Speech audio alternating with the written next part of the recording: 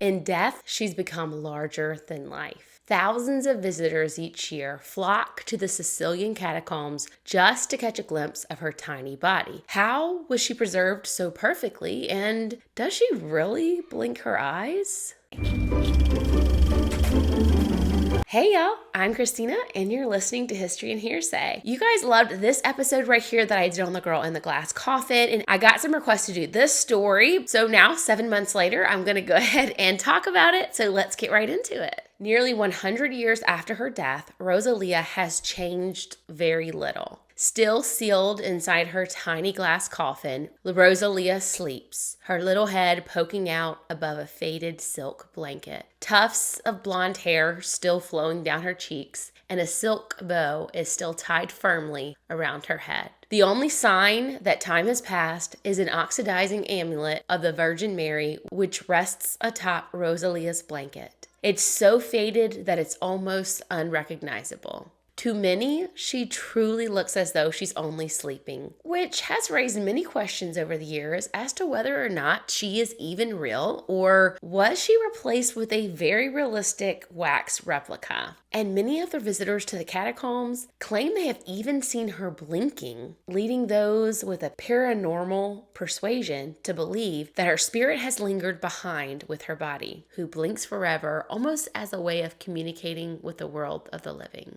We're going to be talking about this a little bit more in detail later on in this episode, and I'm going to be sharing the photographic evidence that's been used to prove that Rosalia does blink. But first, we need to answer the question of who she was. Since her death in 1920, Rosalia Lombardo has become interwoven with Sicilian lore. While there are no known photos of Rosalia alive or records to prove exactly who her parents were, we do know that the mummification rite was reserved for wealthier individuals like nobility, the middle class, and the clergy. And there was also the fact that the catacombs had reached full capacity back in the 1880s, and they had closed their doors to new arrivals, and there were only 2 exceptions ever made to this rule, one in 1911 and then again in 1920, which was for Rosalia. So while we don't know for certain who her family was, we do know that they had to not only be pretty wealthy, but they had to have some level of influence, since it was believed that the mayor was the one who had to approve her body being placed in the catacombs in the first place. Piecing these facts together with some local documents, people believe that Rosalia was the daughter of a wealthy nobleman by the name of Mario Lombardi, who served as a military general. This beautiful little girl, so loved by her family, passed away at only 2 years old. Now, there have been many speculations over the years as to her cause of death, but researchers who've had the opportunity to study her body in more recent years have discovered that more than likely her cause of death was due to bronchial pneumonia.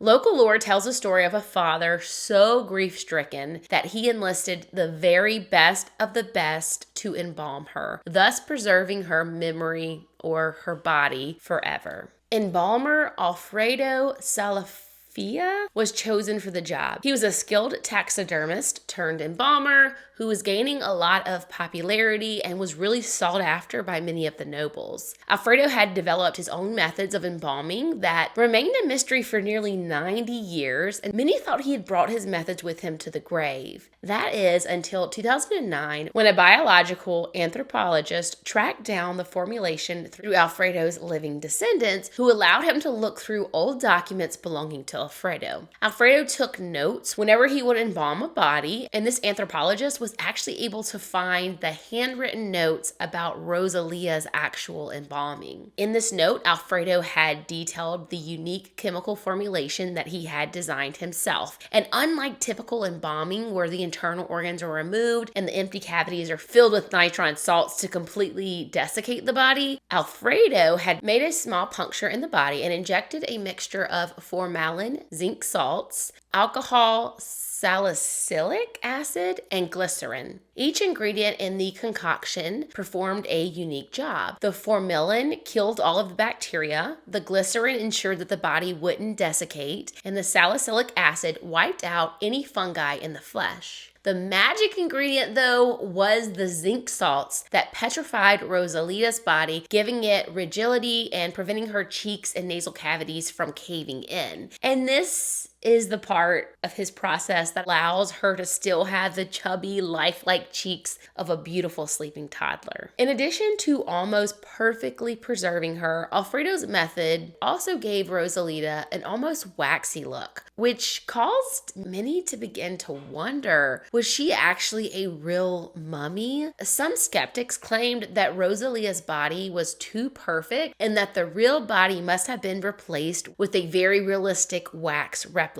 And this theory became one of the topics of a History Channel documentary in 2009 when National Geographic brought X-ray equipment into the catacombs, and Rosalia's coffin was X-rayed for the first time. No one had ever seen beneath the blanket that covers Rosalia's body since she was sealed inside her coffin nearly 90 years earlier. The MRI machine was able to produce the first 3D images of Rosalia, both inside and out, and those photos that came from the machine showed her arms were by her side, so she was completely there. Some people were thinking that maybe just a face mask had been made or something like that, but they were able to prove no, she was in fact intact. And the X-ray also discovered not only a skeletal structure, but that her organs were still intact. Also visible on the X-rays was her brain. It was completely intact, but it had shrunk 50% due to the mummification process. This was also how researchers were able to determine her cause of death that I talked about earlier. Because of how perfectly her organs were preserved, they were able to tell that one of her lungs was denser than the other, which was a clear sign that the little girl had actually been ill with bronchial pneumonia, and that's how they were able to say this is probably what she died from.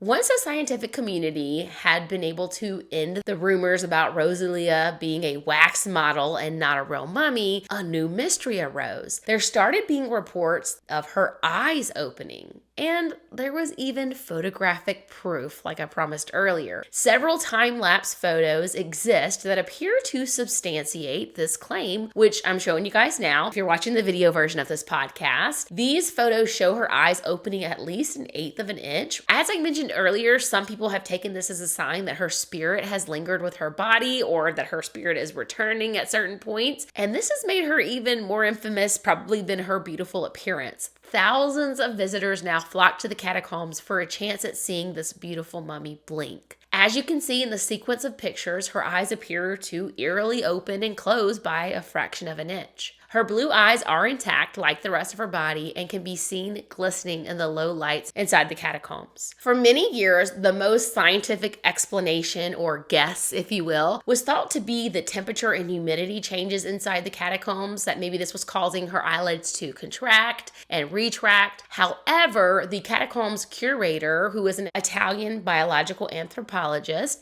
has a different theory. He believes that Rosalia's blinking eyes is an optical illusion caused by the angle at which the light from the windows strike her. As the day progresses and the direction of the light changes, Rosalia appears to open and close her eyes several times throughout the day. Now, he made this discovery back in 2009 when he noticed that the workers at the museum had moved Rosalia's coffin a little bit, causing her body to shift slightly, which allowed him to see her eyelids better than ever before. And he realized Rosalia's eyes were actually not completely closed and that they never had been. So from certain angles, the play of light and shadow make her eyes look like they've moved, and that's all there is to it. After remaining in perfect condition for more than 100 years, Sicily's little sleeping beauty has sadly started to show signs of decay. In the last several years, researchers have noticed that Rosalia's face has gotten a little darker and her hair has gotten a little lighter. At some point during the 1960s or 70s, the glass on her coffin broke, and in the process of them changing out the glass, they believe that the air that hit her body may have resulted in some of the damage that they're now seeing all these years later.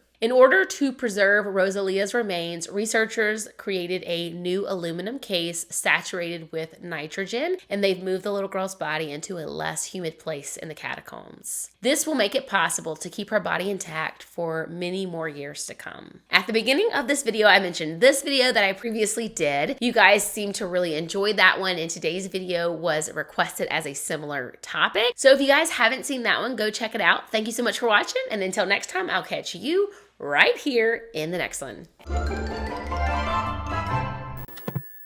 Hello. Please quit squeaking that while I'm doing my video because I can hear it. It's really loud. And get the dog out of here. She was chewing Lexa. Okay. Okay, we got a puppy. This is my interruption of the video by video. Isn't she precious? Hello. Salicylic. I'm going to sound like an idiot. Salicylic. Injected. They're going to be like, why is she laughing when she's reading this? Okay. Compose yourself.